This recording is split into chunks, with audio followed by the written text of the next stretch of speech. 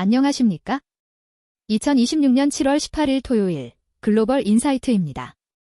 오늘 저희는 한국의 정치적 상징성 강화, 미국의 중동 지정학적 전략, 중국의 AI 거버넌스 주도, 일본 증시의 급락과 AI 인프라 투자, 이란의 군사적 긴장과 경제적 파장, 그리고 프랑스의 방위 산업 재건과 디지털 주권 강화까지 세계 곳곳의 핵심 이슈들을 심층 분석합니다. 안녕하십니까?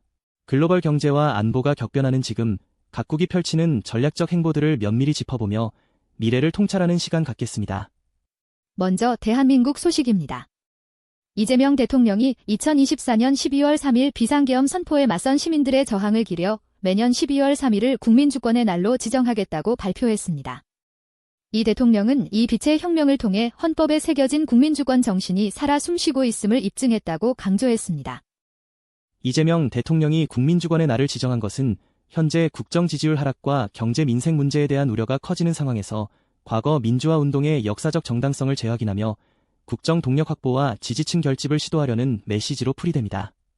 마치 현대사의 중요한 변곡점에서 국민적 합의를 이끌어냈던 사례들처럼 대통령으로서 정치적 상징성을 강화해 현 정부의 위기 돌파를 모색하는 전략적 행보라고 볼 수 있습니다.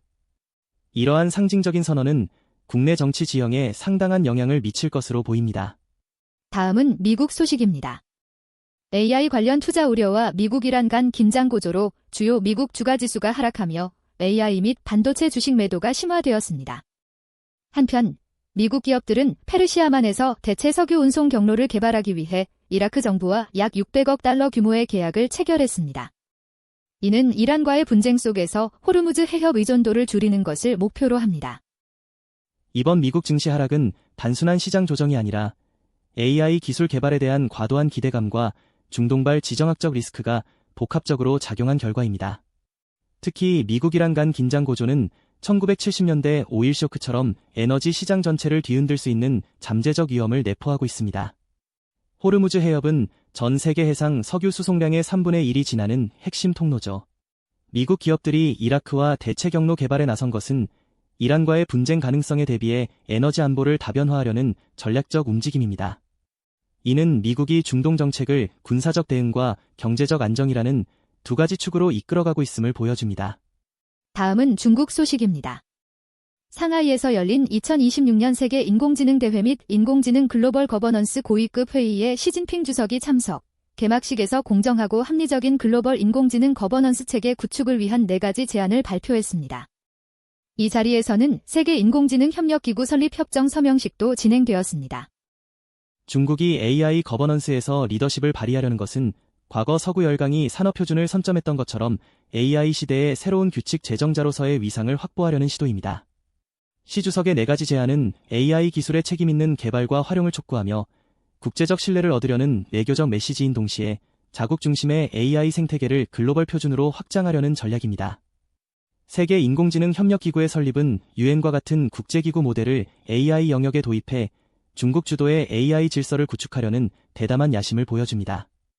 이는 미중 기술 패권 경쟁이 단순히 기술력 싸움을 넘어 미래 시대의 규범과 가치를 선점하려는 체제 경쟁으로 심화되고 있음을 의미합니다. 다음은 일본 소식입니다. 니케이 평균 주가가 전일 대비 4.03% 급락하며 사상 최대 하락폭을 기록했습니다. 이는 전날 미국 반도체 주식 하락과 중동 정세에 대한 경계감 고조가 복합적으로 작용한 결과입니다. 하지만 동시에 엔비디아는 일본 기업 노에트라 주식회사와 협력하여 물리적 AI 구현을 위한 국가 규모의 AI 인프라 엔비디아 베라루빈 AI 팩토리를 구축할 것이라고 발표했습니다. 니케이 지수의 사상 최대 하락은 글로벌 반도체 시장의 변동성과 중동발 지정학적 리스크에 일본 증시가 얼마나 취약한지 보여줍니다. 이는 마치 과거 오일 쇼크 때처럼 외부 충격에 민감한 일본 경제의 특성을 재확인시켜주죠. 하지만 동시에 엔비디아와의 베라루빈 AI 팩토리 구축은 일본 정부가 잃어버린 5개년을 극복하고 다시 기술 강국으로 도약하려는 강력한 의지를 보여줍니다. 단순한 기술 도입을 넘어 피지컬 AI 생태계 구축을 통해 제조업, 물류, 헬스케어 등 핵심 산업의 패러다임을 전환하려는 국가적 전략입니다. 시장은 단기적 충격의 출렁이지만 일본은 장기적인 AI 인프라 투자로 미래 성장 동력을 확보하려는 끈기를 보여주고 있습니다. 다음은 이란 소식입니다. 이란은 미국이 호르무즈간 등 여러 주에서 7일 연속 민간 기반 시설 공습을 감행, 폭발과 사상자가 발생했다고 보고했습니다. 이란은 이를 전쟁 범죄로 규정하고 유엔 안보리에 즉각적인 조치를 촉구했으며 군사적 긴장 고조로 달러 환율이 급등하고 국제통화기금 IMF는 이란 경제 성장률을 5.4%로 전망했습니다. 미국의 이란 민간 기반 시설 공습은 중동 정세의 레드라인을 넘어선 심각한 군사적 도발입니다. 이는 과거 베트남전이나 이라크전에서 민간 피해가 발생했던 비극적 사례들을 연상시키며 국제법 위반 논란을 피할 수 없습니다. 이란의 유엔 안보리 제소는 국제사회의 여론을 환기시키고 미국의 추가 공격을 견제하려는 외교적 시도이지만 모흐센 레자이 소장이 전쟁과 협상 정책이 끝났음을 선언한 것은 현장에서 직접 대응하겠다는 강력한 경고입니다. 군사적 긴장은 이미 이란 경제에 치명적인 영향을 미쳐 환율 급등과 마이너스 성장률 전망으로 이어지고 있습니다. 이는 전쟁이 시작되기도 전에 이미 경제를 파괴하는 대가를 치르고 있음을 보여주는 비극적인 상황입니다. 다음은 프랑스 소식입니다. 프랑스가 30년간의 공백 끝에 2029년부터 국내 탄약 생산을 재개할 예정입니다.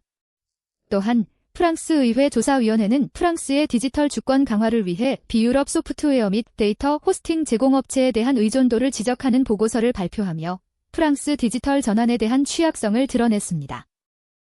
프랑스의 탄약 생산 재개는 자국의 방위 산업을 강화하고 유럽 내 안보 자율성을 확보하려는 전략적 전환점입니다.